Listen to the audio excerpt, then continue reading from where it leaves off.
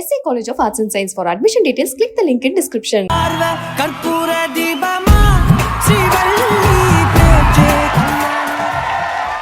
அதிரடிக்கு பெயர் போன பெண் IPS அதிகாரி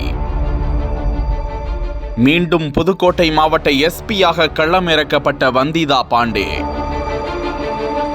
அரசியல் ஆளுமைகள், ரவுடிகளின் துப்பாக்கி மிரட்டல் மற்றும் அதிகாரிகளின் எந்தவித மிரட்டலுக்கும் அஞ்சாமல் குற்றம் இழைத்தவர்களுக்கு கடுமையான தண்டனை பெற்றுத்தர துணிகரமாக செயல்படும் வீர பெண்மணி வந்திதா பாண்டே ஏன் ஓரங்கட்டப்பட்டார்?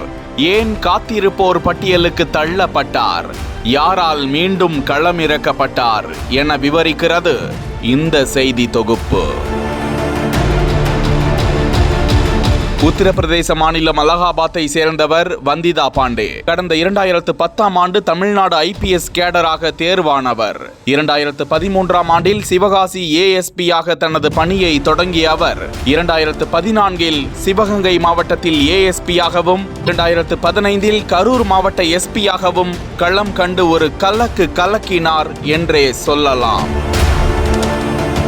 சிவகங்கையில் ASP-யாக பணியில் இருந்த போது போலீஸ் அதிகாரிகளாலும் அரசியல் பிரமுகர்களாலும் பாலியல் வன்கொடுமைக்கு உள்ளாக்கப்பட்ட சிறுமி ஒருவரின் வாக்குமூலத்தை பெற்று அவர்களை நீதிமன்ற படி ஏற்றுவதற்கு பலத்த எதிர்ப்புகளை வந்திதா பாண்டே கடக்க வேண்டியிருந்தது. எத்தனை பெரிய ஆளுமைகளையும் கண்டு அவர் அஞ்சவில்லை. அவர்களுக்கு எதிராக துணிச்சலாக குற்றப்பத்திரிகையை தயார் செய்து நீதிமன்றத்தில் சமர்ப்பித்தார். அடுத்த கணம் அவர் கரூர் மாவட்ட SP-யாக மாற்றவும் செய்யப்பட்டார்.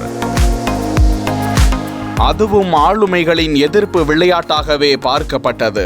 ஆனால் கரூரிலும் தனக்கே உரித்தான அதிரடி நடவடிக்கைகளில் ஈடுபட்டு முக்கியமாக ஆளுங்கட்சி சிபாரிசு என வருபவர்களுக்கு எதிராக நடவடிக்கை மேற்கொண்டார். அப்போது அவர் மீது கடுகடுப்பான பலர் ஏவுதலின் பேரில் முகமூடி அணிந்த ஒரு நபர் வந்திதா பாண்டேவை துப்பாக்கியை காட்டி மிரட்டிய நிகழ்வும் அரங்கேறியது. அப்போதும் அஞ்சாமல் அந்த நபரை பிடித்து நடவடிக்கை மேற்கொண்டார் வந்திதா பாண்டே. அதன் பிறகு அவரை கொன்றால் 10 லட்சம் ரூபாய் தருவதாக தகவல்கள் பரவின. ஆனால் அத்தனை மிரட்டல்களையும் தனது ஷூவுக்கு பாலிஷ் போடுவது போல தட்டிவிட்டு IPS-ஆக முதல் நாள் பொறுப்பேற்ற போது செய்த உறுதிமொழிக்கு நேர்மையாக கடமையாற்றினார். அதன் பிறகு 2016ஆம் ஆண்டு சட்டமன்ற தேர்தலில் பணப்பட்டுவாடா செய்ய வைத்திருந்ததாக, அதுவும் அப்போதைய ஆளுங்கட்சியான அதிமுக பிரமுகர் அன்புநாதன் என்பவரது வீட்டில் அதிரடியாக புகுந்து ரைடு நடத்தி 4.5 கோடி ரூபாய் பணத்தை பறிமுதல் செய்தார். அப்போது பல முக்கிய புள்ளிகள் வந்திதா பாண்டேவுக்கு தமிழில் பிடிக்காத சிபாரிசு என்ற வார்த்தையை கூறி அன்புநாதன் மீதான நடவடிக்கையை கைவிடுமாறு கூறியதாக தகவல்கள் கூறுகின்றன. அதேபோல் 2016 சட்டமன்ற தேர்தலுக்கு 3 நாட்களுக்கு முன்னர் கரூர் மாவட்டம் அரவக்குறிச்சி அருகே கண்டெய்னரில் கொண்டு செல்லப்பட்ட 570 கோடி ரூபாய் ரொக்கத்தையும் தட்டி தூக்கினர் வந்திதா பாண்டே உள்ளிட்ட அதிகாரிகள். வந்திதா பாண்டேவின் இடமாற்றம் மற்றும் அவருக்கு எதிரான கொலை மிரட்டல்களுக்கு அப்போது கலைஞர் கருணாநிதி மற்றும் MK ஸ்டாலின் உள்ளிட்டோர் கண்டனமும் தெரிவித்திருந்தனர். அதன் பிறகு 2016 முதல் 2021ஆம் ஆண்டு வரை உயர் அதிகார வரம்பிலிருந்து வந்திதா பாண்டே ஒதுக்கியே வைக்கப்பட்டிருந்தார். Rajapalayam police battalion, Avadi battalion, மதுவிலக்கு அமலாக்கத்துறை என பணியிட மாறுதல்களை சந்தித்த அவர் காத்திருப்போர் பட்டியலுக்கு மாற்றப்பட்டு வைக்கப்பட்டிருந்ததாகவும் கூறப்படுகிறது. தற்போது தமிழகத்தில் 3 IPS அதிகாரிகள் பணியிட மாற்றம் செய்யப்பட்டுள்ளனர். ஊழல் தடுப்பு கண்காணிப்பு துறை சிறப்பு புலனாய்வு பிரிவில் IG-யாக பணிபுரிந்த K.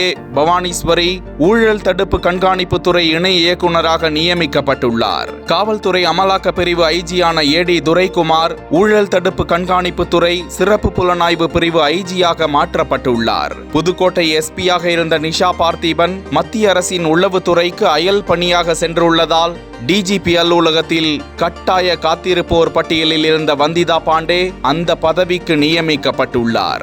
இதற்கான உத்தரவை உள்துறை செயலர் பனீந்திர ரெட்டி பிறப்பித்துள்ளார்.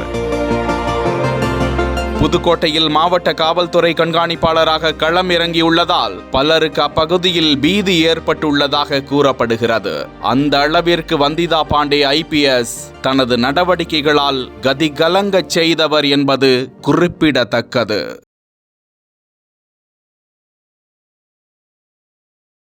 SA College of Arts and Science. For admission details, click the link in description.